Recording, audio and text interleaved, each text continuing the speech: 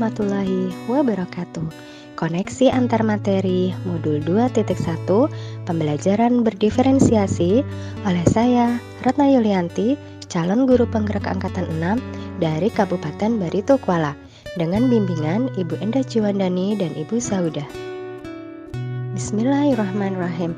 Kali ini saya diberikan tantangan untuk mereview kembali apa yang telah saya pelajari dan juga membuat koneksi di antara materi-materi tersebut dalam cara yang paling bermakna untuk saya.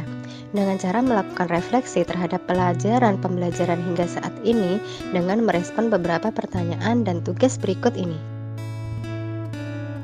Tugas yang pertama adalah membuat kesimpulan tentang apa yang dimaksud dengan pembelajaran berdiferensiasi dan bagaimana hal ini dapat dilakukan di kelas.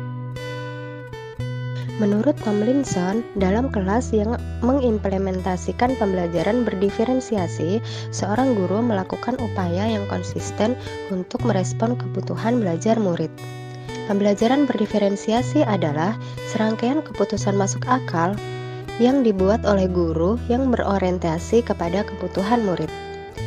Pembelajaran berdiferensiasi adalah usaha guru untuk menyesuaikan proses pembelajaran di kelas untuk memenuhi kebutuhan belajar individu murid. Penerapan pembelajaran berdiferensiasi di kelas dapat dilakukan dengan cara 1. Menentukan tujuan pembelajaran. 2. Menganalisa kebutuhan belajar murid berdasarkan 3 aspek, yaitu kesiapan belajar murid, minat murid, dan profil belajar murid. Yang ketiga adalah menganalisa penerapan 3 strategi diferensiasi.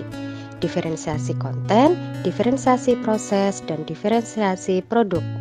Yang keempat, menyusun RPP berdiferensiasi. Yang kelima, melaksanakan pembelajaran berdiferensiasi.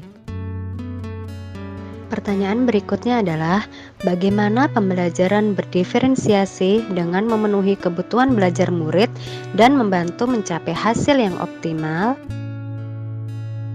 Pembelajaran berdiferensiasi dapat membantu murid mencapai hasil yang optimal dengan cara berikut. 1.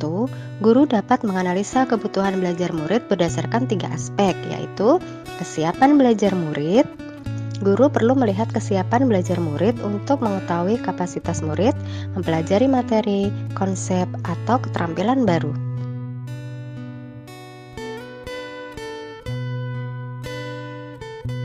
Aspek berikutnya adalah minat murid. Untuk memberikan pilihan kepada muridnya untuk belajar sesuai dengan minatnya, belajar sesuai minat dapat meningkatkan motivasi murid untuk belajar.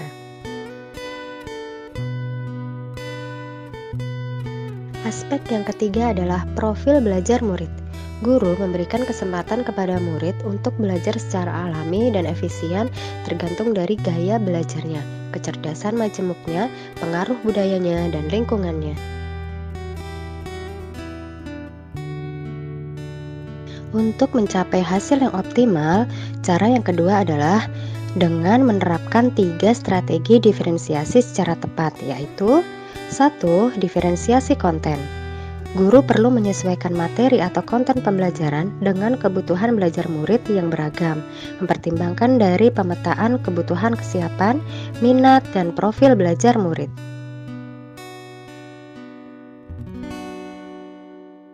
Strategi berikutnya adalah diferensiasi proses. Guru perlu memvariasikan proses belajar agar beragam, sesuai dengan kebutuhan belajar murid. Proses ini mengacu kepada bagaimana murid memahami atau memaknai apa yang dipelajari, seperti memvariasikan metode pembelajaran dan memvariasikan model pembelajaran. Strategi yang ketiga adalah diferensiasi produk. Guru perlu memodifikasi tagihan produk yang akan dihasilkan murid sesuai dengan konten yang telah mereka pelajari dan proses yang telah mereka lewati. Tagihan yang dihasilkan siswa sesuai minatnya bisa berupa infografis, video, laporan tulis, presentasi, vlog, dan lain-lain. Tantangan yang terakhir adalah bagaimana koneksi antar materi pembelajaran berdiferensiasi dengan modul lain di pendidikan guru penggerak. Keterkaitan antar materi dimulai dengan modul 1.1 tentang filosofi Ki Hajar Dewantara, ke modul 1.2 tentang nilai dan peran guru penggerak, Berikutnya, ke modul 1.3 tentang visi guru penggerak menuju ke modul 1.4 yaitu tentang budaya positif. Hingga sampai saat ini pada modul 2.1 tentang pembelajaran berdiferensiasi, yang semua modul ini mempunyai keterkaitan antar materi yang berpihak pada murid menuju profil pelajar Pancasila. Berikutnya saya akan memaparkan tentang koneksi antar materi. Yang pertama, keterkaitan pembelajaran berdiferensiasi dengan filosofi Ki Hajar Dewantara. Menurut Ki Hajar Dewantara, pendidikan adalah menuntun segala kekuatan kodrat yang ada pada anak agar mereka sebagai manusia maupun anggota masyarakat dapat mencapai keselamatan dan kebahagiaan yang setinggi-tingginya. Tugas kita sebagai pendidik menyediakan lingkungan belajar yang memungkinkan setiap anak dapat tumbuh dan berkembang secara maksimal sesuai dengan kodratnya masing-masing dan memastikan bahwa dalam prosesnya nyaman dan bahagia. Keterkaitan dengan pembelajaran berdiferensiasi. Sebagai seorang pendidik, guru dapat memenuhi kebutuhan belajar murid melalui pembelajaran berdiferensiasi yang dapat mengakomodir keberagaman siswa melalui pemetaan kesiapan minat, profil belajar siswa, sehingga dapat mewujudkan pembelajaran yang berpihak pada murid. Keterkaitan materi yang kedua adalah kaitan antara pembelajaran berdiferensiasi dengan nilai dan peran guru penggerak.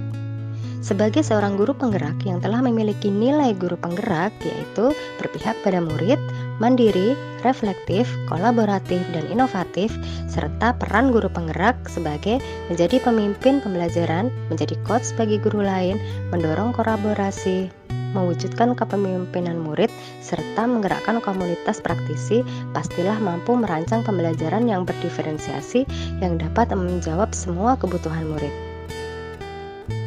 Merancang pembelajaran berdiferensiasi tidak lantas merancang 15 desain pembelajaran untuk 15 siswa, tetapi pembelajaran berdiferensiasi haruslah berakar pada pemenuhan kebutuhan belajar murid dan bagaimana guru merespon kebutuhan belajar murid tersebut.